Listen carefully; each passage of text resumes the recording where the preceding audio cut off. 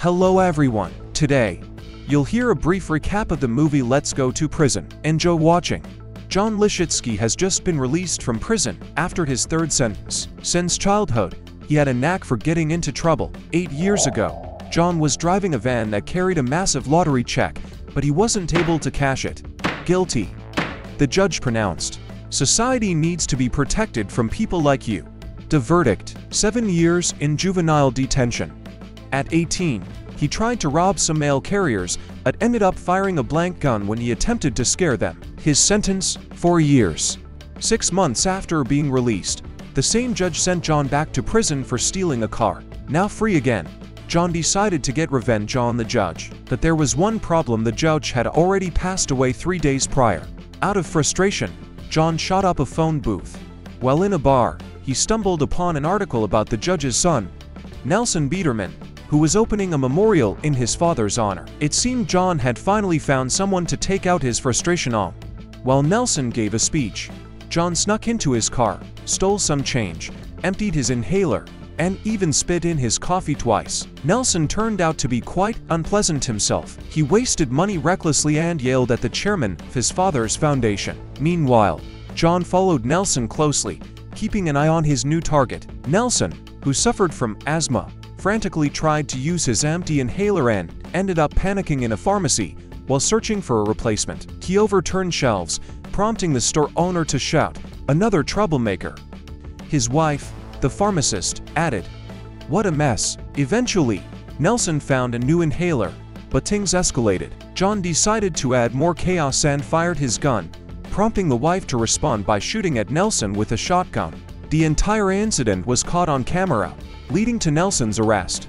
Back in his world of privilege, Nelson found himself abandoned. The board of directors, upset with his behavior, refused to help him get out of jail. They claimed the legal department advised him to take responsibility for what had happened.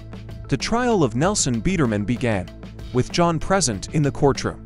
Leaning on his father's reputation, Nelson attempted to charm the judge, but things didn't go as planned. However, the woman despises people like him, and everything will proceed strictly according to the law. His fate will be decided by a jury, which Nelson considers to be completely incompetent, and it seems he's not far from the truth. As the trial unfolds, Nelson's defense is taken on personally by Dwayne, his deputy, who presents a nonsensical argument, even referencing the movie Jurassic Park. Ultimately, the jury finds Nelson guilty of attempted robbery, sentencing him to serve 3 to 5 years in Rosemore prison. John imagines how rough Nelson's time in prison will be, but surprisingly, he doesn't feel satisfaction. He wants to personally cause trouble for the wealthy man. So, when 2 undercover cops show up at his place pretending to buy something illegal, John plays along and willingly gets himself sent back to prison. This way, he can make Nelson's life miserable himself. It becomes his ultimate goal. John negotiates his sentence with the judge and secures a 3 to 5 year term. He even manages to board the same bus as Nelson and quickly strikes up a conversation. John suggests that Nelson request to share a cell with him, a suggestion Nelson appreciates, especially after the cold reception he gets from other prisoners. The new inmates are greeted by Warden, the head of the prison. He sarcastically asks if anyone here is innocent, promising immediate release for those who raise their hand. One man takes the bait and is immediately met with a harsh response. Warden continues with his advice, suggesting that complaints should be written on paper, rolled into a tube, and kept somewhere safe. John, already familiar with the guards, bribes one of them to ensure he is placed in the same cell as Nelson.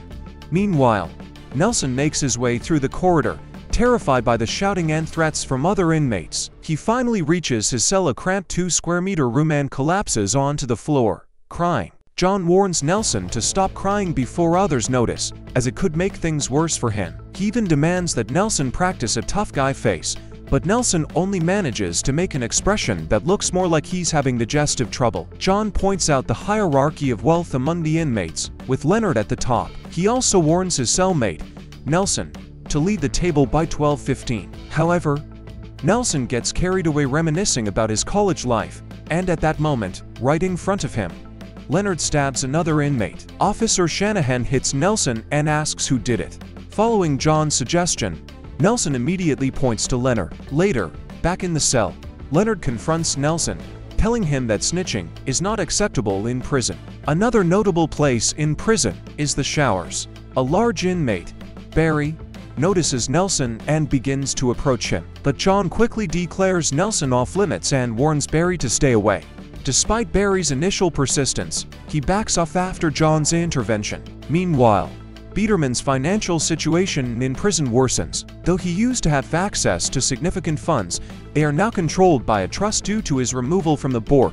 While serving his sentence, John pays another inmate to make life difficult for Nelson. He gets hit frequently, and unpleasant things are added to his food. Barry, however, continues to pursue Nelson, even offering bribes to claim him as his companion. One day, Officer Shanahan assigns John to trash duty, leaving the cell door open. Seizing the opportunity, a group of inmates puts a bag over Nelson's head and drags him into a dimly lit room decorated with candles. Barry follows them and tells Nelson to relax and have some homemade wine. However, things quickly escalate when Barry threatens Nelson, making it clear that he now belongs to him. Despite the tension, Barry strangely claims he'll take his time before taking things further, insisting they get to know each other first.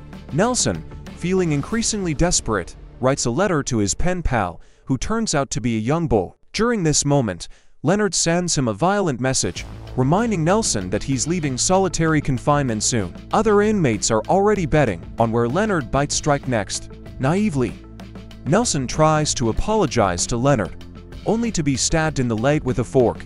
Leonard warns him that he'll meet the same fate as his father, whom Leonard also harmed in the past.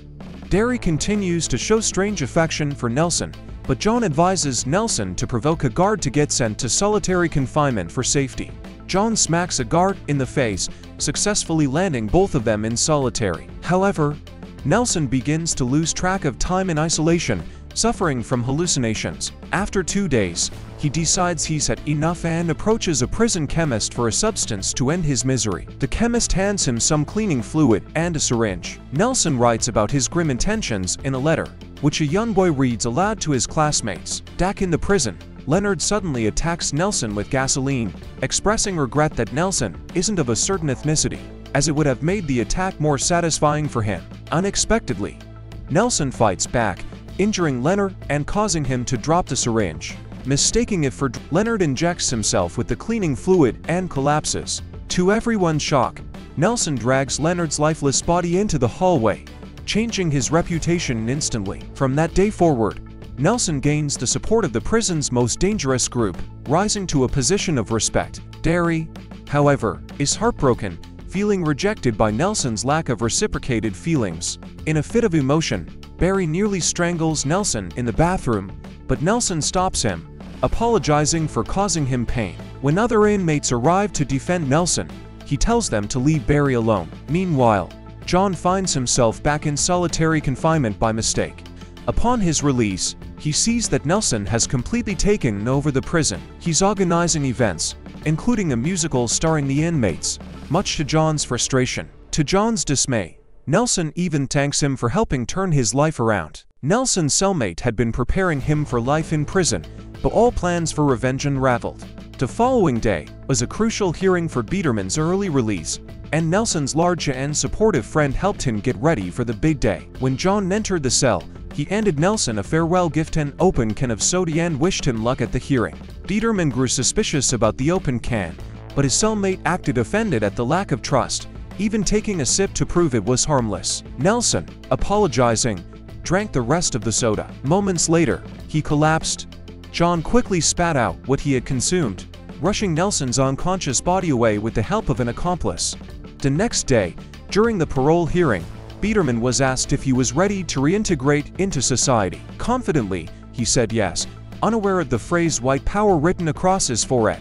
Unsurprisingly, his parole was denied. Nelson confronted his treacherous cellmate, and during the ensuing fight, the truth about his father's involvement in his plight came out. The prison warden, Shanahan, upset that the inmates had started a brawl without his knowledge, intervened and scheduled a fight in the yard on Friday, a fight to the death. The loser would perish, and the victor would face Shanahan's wrath. To keep things in order, a guard was assigned to oversee the duel. Meanwhile, Biederman received a visitor, Barry. The parole board had decided Barry was reformed, thanks to Nelson's influence. However, Barry couldn't imagine happiness without his friend and vowed to get him out of prison. Nelson, initially resistant, softened when Barry said, "You've become my family." This gave Nelson an idea. He called Dwayne and informed him that if he remained in prison, control over the foundation's funds would pass to his adopted son, per the charter.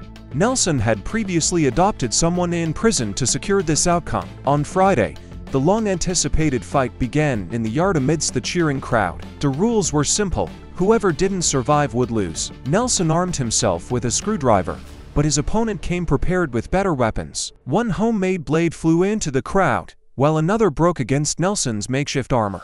Both combatants eventually resorted to syringes filled with colorful chemicals. Nelson landed a decisive blow, but not before being injured himself. "It's a tie," declared Shanahan, dispersing the spectators. The fallen inmates were removed before their bodies began to decompose. Biederman was buried, leaving his adopted son as the sole heir to his $8 million estate. Barry didn't leave the gravesite, though. That evening, he dug up his adoptive father. Previously, Nelson had arranged with a chemist to create a special compound that would mimic a comatose state, and Barry bribed the coroner to facilitate the plan. Nelson, ready to leave quietly, was reminded by Barry of his promise to rescue John. "If it weren't for him, we would have never met," Barry insisted. Former enemies settled their score and went their separate ways. A year later, Barry and Nelson opened a winery called the Duckling. One critic wasn't impressed with their wine, but his opinion quickly changed after some encouragement from John and a few former inmates who now worked there. The critic ultimately gave it a perfect score of 100 out of 100,